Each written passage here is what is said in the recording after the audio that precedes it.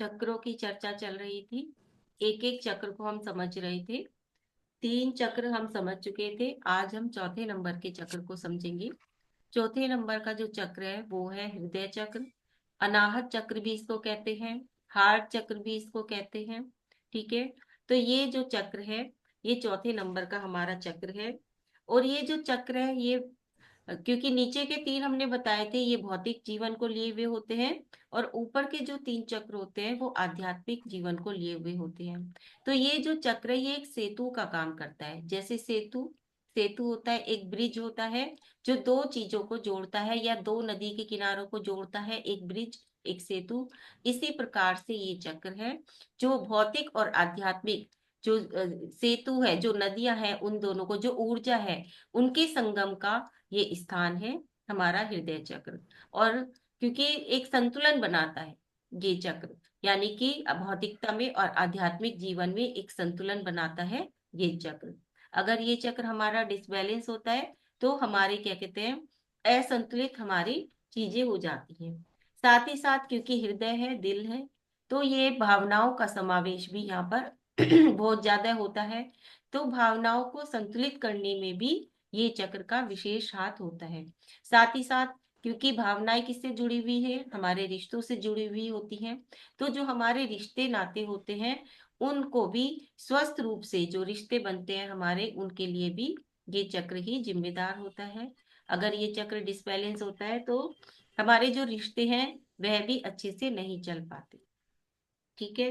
प्रेम और करुणा इस चक्र के खुलने से हमारे हृदय में आ जाती है। वात्सल्य की भावना, प्रेम की भावना, करुणा की भावना, दया की भावना, क्षमा क्षमा करने की भावना, ये सारी भावनाएं इस चक्र से ही हमारे हृदय के अंदर, ये भाव हमारे अपने आप पैदा होने लग जाते हैं। ठीक है। साथ ही भावनाओं का सामंजस्य भी इसी चक्र के द्वारा ही बैठता है। ये जो चक्र होता है ये छाती के मध्य, जो दिल होता है हमारा उसके पास ही स्थिर होता है, इसका जो स्थान है। और ये जैसा कि मैंने कहा, 2 शक्तियों का मिलन है यहाँ पर, यानी कि शिव और शक्ति। तो एक फेमिनाइन एनर्जी और मस्कुलिन एनर्जी कहते हैं इसको। तो उन दोनों का ये संगम स्थान है, या फिर भौतिकता और आध्यात्मिकता का ये संगम स्थान इसको कहा गया है। ठीक है। ये चक्र हमारे मस्तिष्क के उस भाग से कनेक्ट है जिस भाग में क्रिएटिविटी होती है। जो माइंड हमारा, जिस भाग में हमारे क्रिएटिविटी होती है, उससे ये कनेक्टेड होता है, ये वाला हमारा भाग, पार्ट। और कलात्मकता जो अभिव्यक्ति होती है वो भी इसी चक्र से ही होती है।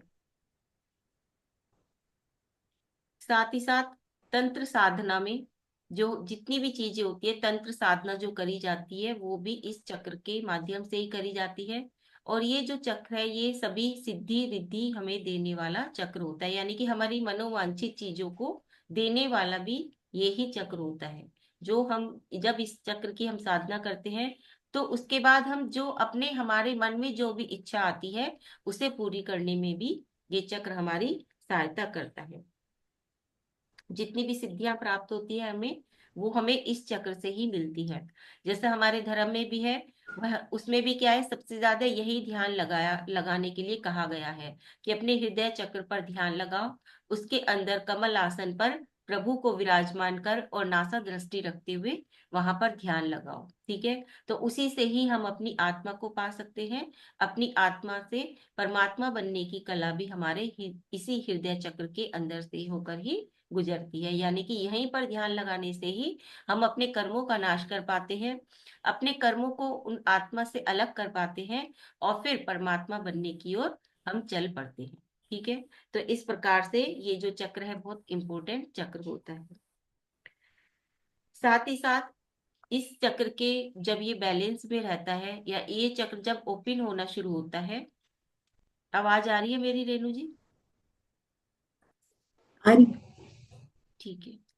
तो ये जो चक्र होता है, जब ये क्या कहते हैं, हम भौतिकता से आध्यात्मिकता की ओर जाना शुरू करते हैं, तो तब ये चक्र हमारा काम करना शुरू करता है। ठीक है। तो उस वक्त हमारे अंदर जो विचार आते हैं वो आते हैं अनकंडीशनल लव के, यानी कि हमें बिना इच्छा के प्यार की अनुभूति का होना, जैसे कि प्यार बांटना, प्रेम बांटना, सब जीवों के प्रति प्रेम का भाव हमारे मन में आ जाना। फिर वह चाहे मतलब जीव जंतु हो, चाहे वह जानवर हो, चाहे वह पेड़ पौधे हो, तो हर किसी के प्रति हमारे अंदर जो है प्रेम की भावना का उत्पन्न हो जाना, करुणा की भावना आना, जीवों को देखकर, दूसरों के दुख को देखकर अपने हृदय में भी दुख के भाव आ जाना, उनके लिए कुछ करने की भावना आना कि मैं दूसरों के लिए कुछ कर पाऊं।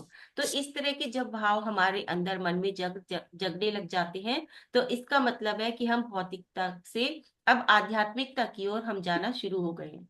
क्योंकि भौतिक जीवन में क्या होता है, मैं होती है, मैं, मेरा परिवार, मेरा घर, मेरे रिश्ते नाते, ठीक है, ये होता है। लेकिन जब इससे ऊपर हम उठने लग जाते हैं, तो फिर मैं की जो भावना है, अहंकार की जो भावना है, वो खत्म होनी शुरू हो जाती है। और फिर हम दूसरों के लिए कुछ करना चाहते हैं, दूसरों के लिए जीना चाहते हैं कि हम उनके लिए क्या कर सकते हैं, इस प्रकार के भाव हमारे हृदय के अंदर आने लग जाती है। ठीक है।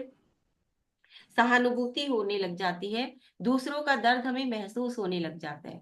अगर दूसरे दुखी हैं, तकलीफ में है, तो उनका दर्द हमें महसूस होने लग जाता है, और फिर हम चाहते हैं कि हम उनके लिए कुछ कर पाए। ठीक है। तो दूसरों को कुछ ना कुछ देने की भावना ये हमारे अंदर आ जाती है इस चक्र से। साथ ही साथ जो ये चक्र जब हमारा सही होता है, तो विश्वास की भाव हमारे अंदर आते हैं, और जो हमारे रिश्ते हैं वह एक विश्वास की डोर से बंधकर मजबूत होते चले जाते हैं। ठीक है। तो मतलब एक विश्वास के साथ जो सामंजस्य बैठता है आपस में, रिश्तों में एक मजबूती जो आती है, वो इस चक्र के बैलेंस होने के साथ साथ ही आती है। साथ ही साथ हमें आंतरिक शांति का अनुभव भी इस चक्र के द्वारा ही होता है। क्योंकि अध्यात्म की ओर और जब हम दूसरों के लिए कुछ कार्य करते हैं, तो हमें आंतरिक रूप से अपने आप ही अपने आप शांति अनुभव होती है। तो आंतरिक शांति जिसे पानी हो, वह भी हमें इस चक्र के माध्यम से ही मिलती है। और साथ ही साथ स्थिरता भी, एक तरह से स्थिर लाना, अपने जीवन को स्थिर कर लेना, किसी भी चीज के लिए ऐसे भागा दौड़ी वाली चीजों में ना जाके स्थिर कर लेना कि जितना है, संतोष का भाव कि जो प्राप्त है वही पर्याप्त है, कि जो मेरे पास है, जितना है वह मेरे लिए काफी है, इस तरह के भाव आने शुरू हो जाते हैं, संतोष के भाव आने शुरू हो जाते हैं इस चक्र के माध्यम से। साथ ही साथ नकारात्मक जितनी भी हमारे अंदर विचार हैं, वह दूर हो जाते हैं हमसे, यानी कि हमारी जो सोच है वो सकारात्मक हो जाती है, पॉजिटिव सोच हो जाती है। अब हम किसी भी प्रकार से नकारात्मक नहीं सोचते। और सबसे बड़ा जो इम्पोर्टेंट पार्ट है वो है क्षमा करने की भावना, क्षमाशीलता का आ जाना। इस चक्र के ओपन होने से या इस चक्र पर काम करने से हमारे अंदर दूसरों को क्षमा करने के भाव आने लगते हैं, या हम कर पाते हैं। देखिए, क्षमा करने के लिए सोचना और बोलना बहुत आसान नहीं है। कहना आसान है कि चलो मैंने तुम्हें माफ कर दिया, लेकिन मन से, कहते हैं ना, मन से उस चीज को माफ कर देना, हृदय से उस चीज को माफ कर देना, ये बहुत मुश्किल काम होता है।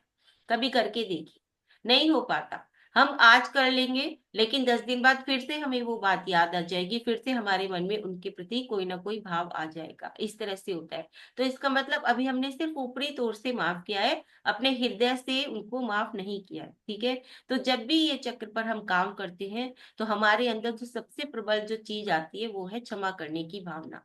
और जितना जितना हम क्षमा करते जाते हैं, ऐसा तो नहीं है कि हमारा किसी से कभी कोई बैर नहीं हुआ, कभी कोई लड़ाई झगड़ा नहीं हुआ पूरे अपने अब तक की जिंदगी में, कहीं ना कहीं किसी ना किसी से द्वेष हुआ ही होगा, बहुत ज्यादा राग हुआ ही होगा।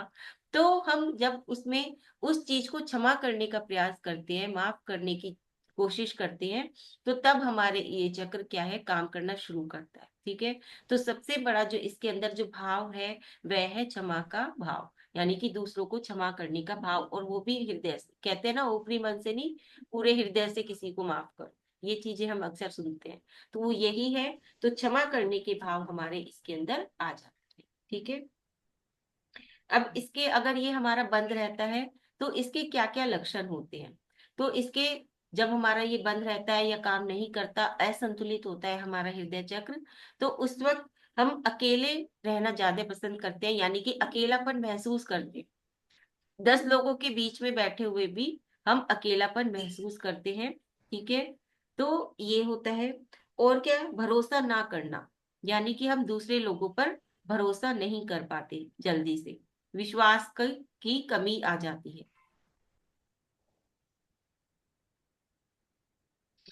उसके बाद है बिगड़े रिश्ते, यानी कि जो हमारे रिश्ते हैं वह बिगड़ जाते हैं, आपस में एक दूसरे से बनती नहीं है, विचारों का तालमेल नहीं बनता है, या कोई ना कोई हमारे मतलब इस प्रकार से भाव आ जाते हैं कि हमारे जो रिश्ते हैं वो आपस में बिगड़ जाते हैं। अतीत की याद को करते रहना, उनको नहीं भूल पाना, मतलब वही आ गया कि क्षमा नहीं कर पाना। अतीत की बातों को ही याद करते रहना, उन्हीं में उलझे रहना, या फिर उसने मुझसे मेरे साथ ऐसा किया था, उसने मुझे ऐसा करा था, उसने मुझे ये कहा था, इसी तरह से बार बार उन्हीं बातों को याद करना, अतीत को ना भूल पाना। तो वो भी एक कारण होता है जब हमारा जो हृदय चक्र होता है वह बंद हो जाता है। और सीने में अकड़न अधिकतर रहना, अपने जो हार्ट है, हमारा सीना है, दिल है, वहां पर एक प्रकार से अकड़न या भारीपन का महसूस होना। ठीक है, ये भी एक कारण होता है, ये भी एक रीजन होता है जिससे हमें पता चलता है। या फिर हाई बीपी रहना, जिनका हाई बीपी रहता है इसका मतलब उनका जो हृदय चक्र है वह अभी असंतुलित है। ठीक है, तो इस प्रकार से ये चीजें होती हैं।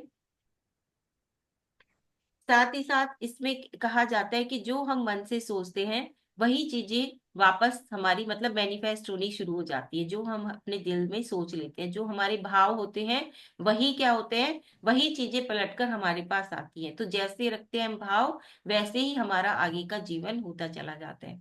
तो इसीलिए कहा जाता है कि ना तो किसी के बारे में बुरा सोचे और ना ही किसी के बारे में बुरा बोले। यहाँ तक कि अपने आप के बारे में भी कभी हमें बुरा नहीं बोलना चाहिए। ठीक है, तो क्योंकि जो जब हम सेल्फ लव करने लगते हैं, स्वयं से जब हम प्यार करते हैं, तो तभी क्या कहते हैं, हम अपने आप को पा पाते हैं। ठीक है, तो इसलिए कहते हैं ना दूसरों के बारे में बुरा सोचो और बोलो, और ना ही अपने बारे में भी बुरा सोचो और बोलो, और ना ही कभी अपने भविष्य के बारे में नकारात्मक हमें बोलना चाहिए या सोचना चाहिए कि ऐसा नहीं हो सकता, ये नहीं हो सकता, क्या होगा, इस तरह से। ठीक है, तो कभी भी अपनी नकारात्मक सोच को अपने ऊपर हावी नहीं होने देना चाहिए। अब इसका जो रंग होता है वो हरा रंग होता है इस चक्र का। और इसका जो बीज मंत्र है वो यम बीज मंत्र होता है, यम, यह और उसके ऊपर बिंदी। ये थाइमस ग्रंथि और हृदय से जुड़े हुए रोगों से को ठीक करता है। इसमें जो रोग होते हैं वो है एलर्जीज होना, हाई बीपी, चेस्ट पेन, श्वास संबंधित रोग, ब्रेस्ट कैंसर, मसल्स की प्रॉब्लम, कंधों और बाजुओं की प्रॉब्लम, समस्याएं, इम्यूनिटी पावर कमजोर होना आदि, ये वाले रोग इससे हो जाते हैं। भावनात्मक दोष जैसे कंजूसी, ईर्ष्या,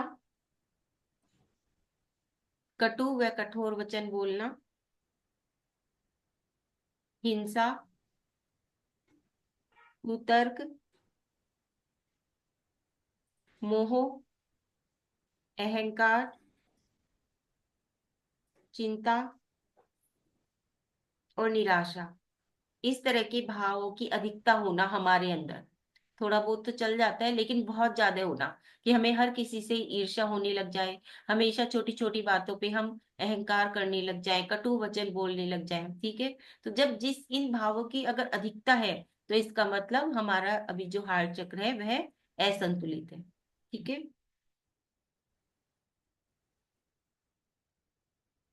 और जब हम अपने हृदय चक्र पर काम करते हैं तो हमें निश्चल प्यार, अपनापन, आध्यात्मिक विकास की ओर कदम बढ़ाना, प्रेम, भक्ति भक्ति आ जाती है हमारे अंदर, भाईचारा, साधना आदि ऐसे गुण विकसित होते चले जाते हैं।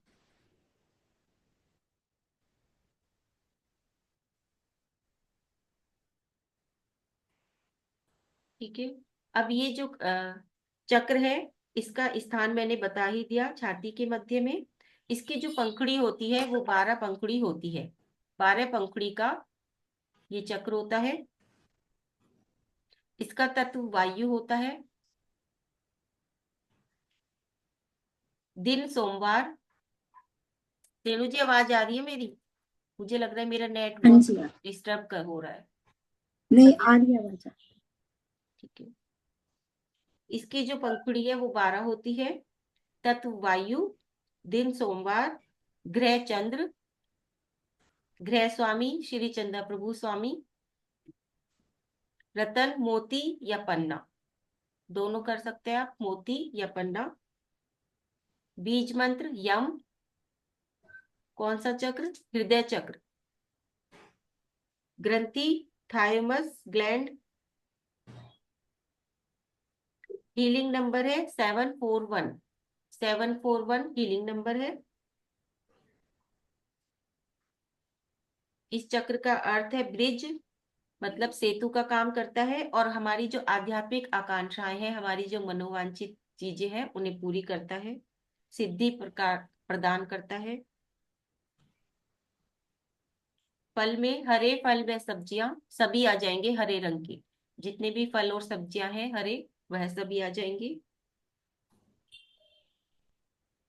फूल है गुलाब का। स्विच वर्ड है लव।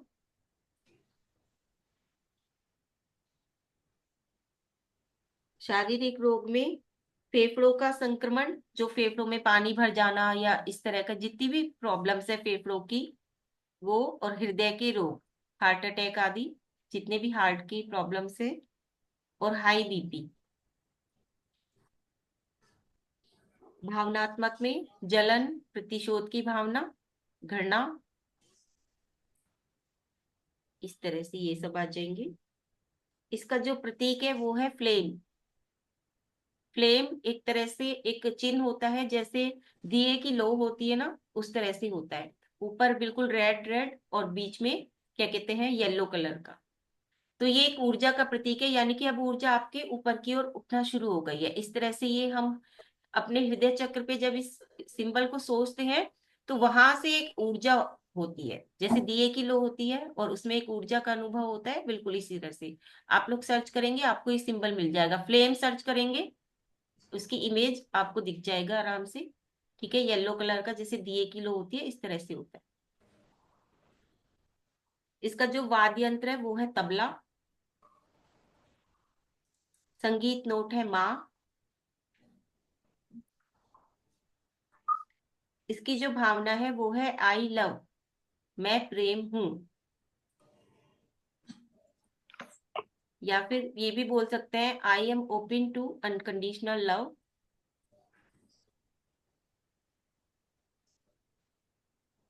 या फिर मैं स्वयं को और दूसरों को माफ करता हूँ या करती हूँ। मैं स्वयं को और दूसरों को माफ करता हूँ या करती हूँ। ये सबसे अच्छी है बोलना, क्योंकि ऐसा कोई नहीं है जिसका किसी के साथ बैर ना हो, आज के जीवन में ऐसा कोई इंसान नहीं है। ठीक है, तो इसलिए ये भावना रोज बोलना कि मैं स्वयं को भी माफ करती हूँ और मैं दूसरों को भी माफ करती हूँ। क्योंकि हम अपने आप से भी जाति करते हैं, हम खुद से भी कहते हैं हमारी ये चीज अच्छी नहीं है, हमारी हाइट हाइट अच्छी नहीं है, हमारी कम हाइट है, हमारी आंखें अच्छी नहीं है, हमारा रंग अच्छा नहीं है। हम खुद को ही कहते हैं हम मोटे हैं, हम पतले हैं, है ना। हम अपनी ही इंसल्ट खुद करते रहते हैं। तो हमें याद नहीं होता, या इस तरह से जो भी चीज है, हमारा क्या कहते हैं पेट बाहर को है, हमारे ये है, हमारा वो है, जो भी है, हम अपने आप को ही खुद ही स्वीकार नहीं कर पाते। तो इसलिए क्या करना चाहिए, हमें सबसे पहले खुद से ही क्षमा मांगनी चाहिए। तो इसलिए कहें कि मैं स्वयं को और दूसरों को क्षमा करता हूँ। तो ये सबसे अच्छी भावना है। इससे काफी चीजें, आपकी जो सोच है वो सकारात्मक होती चली जाएगी। अब कौन सा इसमें काव्य है कल्याण मंदिर स्तोत्र का, जिसमें हम ये इसको जोड़ा है हमने, वो है 7, काव्य नंबर 7 कल्याण मंदिर स्तोत्र का। 10, 13, 14, 17, 22, 24 और 43, 43। ये वाले काव्य के द्वारा हम अपने हार्ट चक्र को संतुलित कर सकते हैं, और साथ ही साथ उससे जुड़ी हुई जितनी भी बीमारियां हैं उनको भी हम इन काव्यों के द्वारा ठीक कर सकते हैं।